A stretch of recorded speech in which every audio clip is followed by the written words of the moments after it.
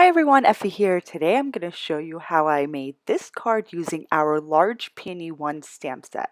So first I took a watercolor panel. It's a little bigger than 5 by 5 inches. I'm going to be die cutting this later.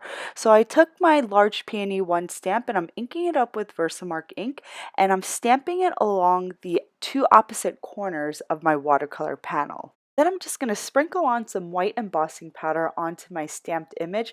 I'm going to tap the excess off, and I'm going to use a paintbrush to brush away the areas where I don't want any embossing powder, and then I'm going to hit the panel with my heat gun. After I finish heat embossing, I'm just going to take my aqua brush and I'm going to squeeze some water onto my craft mat. And then I'm going to take some watercolor. I'm using Gansai Tambi watercolor. I think this is the 90s set, and they have some really cool bright neon colors. So I wanted to try this kind of a neon pink paint for my card today. After I painted the entire peony in the neon pink, I'm going to go back and I'm just going to color in some of the center areas of the flower with some neon fuchsia watercolor. After I'm happy with the way that this peony came out, I'm going to go ahead and I'm going to paint the other peony that same fuchsia color. This card is a little different than my usual style of card making.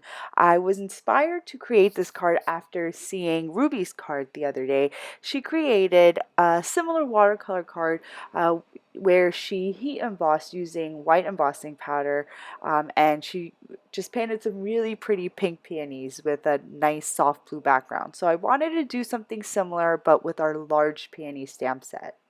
I usually always emboss my outline images with gold or gold glitter embossing powder, so using white embossing powder was something new to me, but I did want to try out this technique after seeing Ruby's lovely card. After I finished painting the peonies, I let my watercolor panel dry, and then I created a mask, and then I applied the mask, and now I'm stamping the leaves around the peonies, and I'm kind of creating a border around my panel. My sentiment is going to be stamped right in the middle, so I'm making sure that I don't stamp any of the leaf images near the middle where it's going to interfere with the sentiment. So after I finish masking the peonies for the leaves, I'm going to sprinkle on some more white embossing powder, and then I'm just going to heat set the entire thing. For the mask, I just stamped the peony on some copy paper with black ink, fussy cut it out, and then used some temporary adhesive to adhere it onto my panel.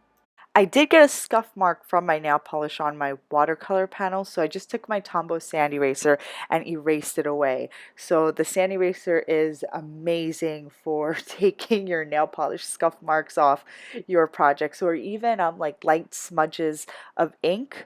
The sand eraser takes pigment ink off just a little better because pigment ink stays on top of the paper. So I've gone ahead and painted my leaves. I'm using two shades of green, and I'm kind of just dropping in a darker green in, different parts of my leaves to give the leaves just a little bit more depth.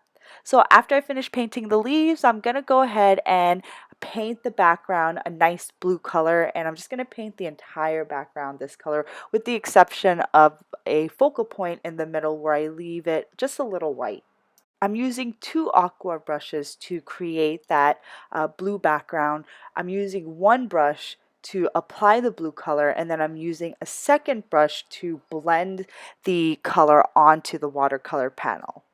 When I give my stamped images a glow, it's always a little darker near the actual stamped image. So I always lighten the color as we get away from the image. And I actually change my mind later on. I make the corners of my panel darker. So as you can see, there's some light spots near the corners, but I'm going to go ahead later and just darken that area with a dark blue watercolor. So after I finish watercoloring here, I'm just going to stamp the sentiment, "Hey girl," and it's from our large Peony 1 stamp set. Then I'm going to take the largest die from our double stitch square dies, and I'm going to apply it onto my panel and tape it down with some micro pour tape. I think that's what it's called. And then I'm going to run the whole thing through my die cut machine. And when I lift the die off, the panel, you can see that it didn't really get the stitching on the top because I didn't position it correctly.